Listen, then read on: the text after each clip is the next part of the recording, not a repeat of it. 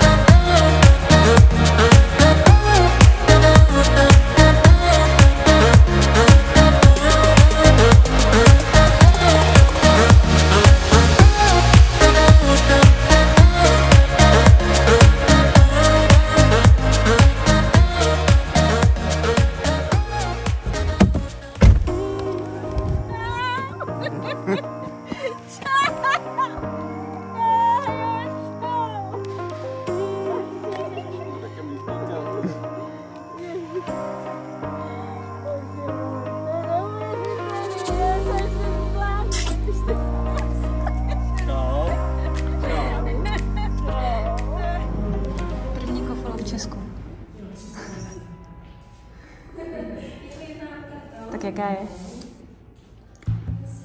Dobrá. Klasika. Lepší než ta americká kola. Lepší než americká kola. Tak samozřejmě nemůže být absolutně nic bez problému, takže když letíte do Česka po 3 letech, takže nám samozřejmě ztratili 3 kufry, což bylo vlastně všechno, co jsme měli. A ve finále našli, doručili nám je na adresu, což bylo super, hned asi druhý den. A tady ten jediný kufr byl zamčený a někdo mi změnil na něm heslo. Takže dneska nám to naštěstí jeden opravář, který byl u nás v bytě, tak nám musel přeříznout zip, protože prostě někdo nám změnil heslo. Já jsem tam měla takhle 4 devítky a prostě tam nejsou, nejde to. Samozřejmě jsem zkoušela i jako jiný hesla, ale prostě mi to nešlo. Jako. A ten kufr je starý, takže já ho stejně ho vyhodím. Oni ho i jako trošku zničili, teda tady někde dole byl trošku proražený. A je takový, jako tady je taky trošičku to, já ho jako vyhodím, on už je starý, takže je mi to jedno, ale někdo mi změnil heslo. Tak jsem zvědavá, jestli až ho otevřu, tak jestli je tam něco, že poznám, že tam někdo byl. Uvidím. Ale kufry máme všechny. Letěli teda úplně jinudy, než jsme letěli my. Já mám v tady tom jednom kufru ze 3 jsem měla AirTag, takže jsem viděla, kde ten kufr je. Byl ve Frankfurtu. My jsme přes Frankfurt vůbec neletěli z Ameriky, takže ten kufr prostě letěl jinudy. Ale jeden pilot v letadle nám říkal, že prostě nejsou zaměstnanci.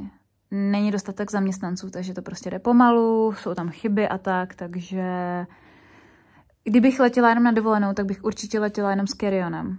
Už jsem viděla na Instagramu na Reels jako lidi, kteří třeba jako se vrátili do toho města, kde ten kufr zůstal. A další věc, co strašně doporučuji, je ten AirTag.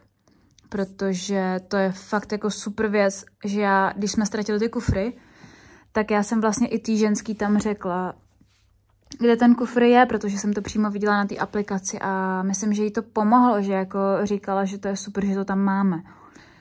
Kdyby ho nepřivezli třeba z toho Frankfurtu, tak my tam prostě pojedeme do toho Frankfurtu. Víme, že to je tady prostě kousek, takže to tam vyzvedneme ten kufr, ale kdyby tam nebyl ten AirTag, tak vlastně vůbec nevíme, kde ten kufr je, jestli je furt v Americe, nebo jestli už ho přivezli do Evropy. Tak kufr mám otevřený a vůbec jako bych nepoznala, že tam někdo v tom kufru byl, ale když jsme letěli před 3 rokama do Ameriky, tak jsem přesně tady ten kufr jsem sebou měla a byl zamčený s mým heslem a když jsem ho otevřela, tak bez toho papíru bych nepoznala absolutně, že v tom kufru někdo byl, ale oni mi tam jakoby dali papír, že v tom kufru byli a že ho kontrolovali. Což v pohodě nic tam z něj nezmizelo, prostě bylo všechno v pořádku. Ale teď mi změnili heslo, žádný papír v tom není, že tam jako někdo v tom kufru byl, ale změnili mi na něm heslo, takže buď se tam snažili dostat, pak ho omylem změnili to heslo, nebo nevím. Každopádně zatím jsem nepřišla na to, že by mi tam něco chybělo. Pokud mi tam něco chybí, tak o tom nevím, takže mi je to jedno. Ale tady je ten AirTag, který jsem v něm měla. Takže teďka jdu vybalit poslední kufr a je hotovo, no. Teďka si zařizujeme tady vidíte, spíme na madraci, zatím na zemi, nevadí. Je trošku šok přijet z Ameriky, ale je to dobrý. Máme všechny kufry, takže super. Ale poprvé si dáváme šumavu chleba. Český. Měl. Tak co? Jak ti chutná první český chleba po 3 letech? Výborně, jsem se žral tady kousek. Bez pomazánky. Ale to pomazánka. Vypadá hrozně. Ale... Jak je dobrá. To nevíš, musíš ochutnáš. To je typická, klasická kauflandská palivá pomazánka. A jaká to je? Česnekovo-sýrová. Ale jako, to je něco neuvěřitelného. Až ochutnáš. Já nevěřím tomu, že jsi někdy neměl. Uj. Já ti nevím. Fantazie. Poprvé tankujeme v Česku. Nadšený z toho nejsme, viď? Ty kráso. To snad ne. Budeš na to mít? To je děs?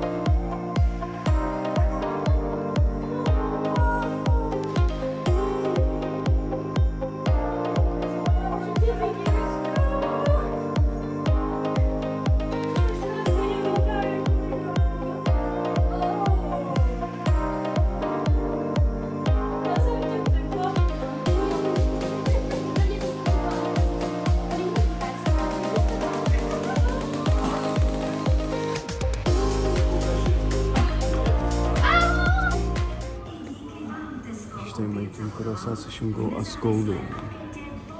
To je nemá ráj na světě, takhle. Tak tady vám chceme ukázat, co jsme tady nakoupili v Čechách v supermarketu. Tahle celá taška stojí $40. $40. Jsme nakoupili nákupě 1000 korun českých. A koupili jsme tady tu dýni. V Čechách se jako ohromně zdražilo, jo. To znamená vlastně třeba 3 roky zpátky by tohle stálo třeba 5 kg, což je neuvěřitelné. Ale prostě čerstvý chledla, masivní zázvor, jo. Cherry rajčata, žádný jako drahý věci, jo. Tady máme nějaký piva, tady žádný levný věci. Tady máme oat milk. A my ještě jako kupujeme občas takový jako veganský věci, které jsou třeba i dražší trošku. Tady to je třeba harisa jak se jmenuje, na humus. To byla nejdražší položka, tady to nákup stálo 160 korun. Takže vlastně prostě 1/5 toho nákupu. To je nějaká mouka. Tady máme nějaký pastry, pečivo, jo, čerstvý. To musíme vyzkoušet všechno samozřejmě. Prostě plný sýrem, jo, máme tady nějaký plný šátečky, kokos. Tady máme cherry rajčata, jsou tady nějaký brambory, pomazánky, další soja milk, nějakou čerstvou tu zeleň. Máme tady piva, tohle je bakalář, pivo, máme tady dva druhy, řezaný a polotmavý, z Rakovnicka. To pivo stojí 14 korun stálo, ne? 10,90 fakci. 10,90 fakci. To není ani prostě... To je méně než $0,5, to je... Taková obříva. 40 centů. To je prostě... Ty si chceš ožrat, tak prostě ty vole si koupíš za 50 korun. No nějaký ještě jako Alpro, veganský jogurty, datlový syrup, já nevím, tofu, nějaký blbosti ještě. Párky, banány, tofu párky. Obliha. Ještě to jsou, většinou ty veganské věci jsou prostě trošku dražší než jako normální. Ale prostě takovej ranec jídla. Za kolik jsi to říkal? $40? 45 $. 1000 korun, no, $40. Jako za $40 by si skoupil v Americe možná tak... by si skoupil... Ty 2 piva a ty 2 mlíka. Ty 2 piva a ty 2 mlíka, no. Jako, vy se nás furt ptáte, jaký jako máme šoky tady, nebo jak se cítíme po 3 letech, když jsme sem přijeli. A jako jsou tady nějaké věci, které jsme ještě jako takový mimo z toho, ale tohle je prostě jako jedna z věcí, která je úplně úžasná, protože my vždycky čekáme, že nám u té kasy řeknou prostě 2000 a víc korun. A... Je úžasná, protože nepracujeme, takže... No i tak samozřejmě, ale tohle prostě tolik jídla za takový peníze, jako... Já vím, že všichni nadávají, že se tady zdražuje, ale... Ne, tak je to dražší, že jo, je to dražší, zdražilo se. Ale je jako zajímavý, že vlastně jak lidi, když jsou někde v zahraničí, tak předpočítávají, jak je to tam drahý prostě na ty české koruny. Tak my teď vlastně vždycky, když platíme, tak úplně tolik peněz. Tak pak si to radši přepočítáme na ty dolary, aby jako jo, to je tolik. No. Takže to je jako takový zajímavý jako opačný efekt, no, když přijedeme sem. A vždycky u té kasy jako potom vlastně se na sebe podíváme a že je to prostě málo na to, kolik jídla prostě máme. No nic, já si tady jdem sírovýho šmíka. Rovnou spod. Jo a samozřejmě jsme museli prostě si koupit, to je jasný. Banány v čokoládě. A ty vzala taky rajčata, no? Jo, tak my jsme ještě takový, že bereme omylem dvakrát, protože každý do toho košíku něco hází. No tak jo, no, co jsi to dal? Ježiš, co to je? To je krása. Naprosto luxusní záležitost. No to já jsem musela natočit kamarádům hnedka ty pastries a všechny ty pečivo, co tam máme v Tesku. Tohle stojí $1 tady asi tak. 25 korun. V Americe tohle stojí třeba 3 a vejš, no, jako tak i $5. A hlavně tohle tam není vůbec. No a není to tam moc, no, a jsou tam nějaký. No tak jo, tak my jdeme jíst.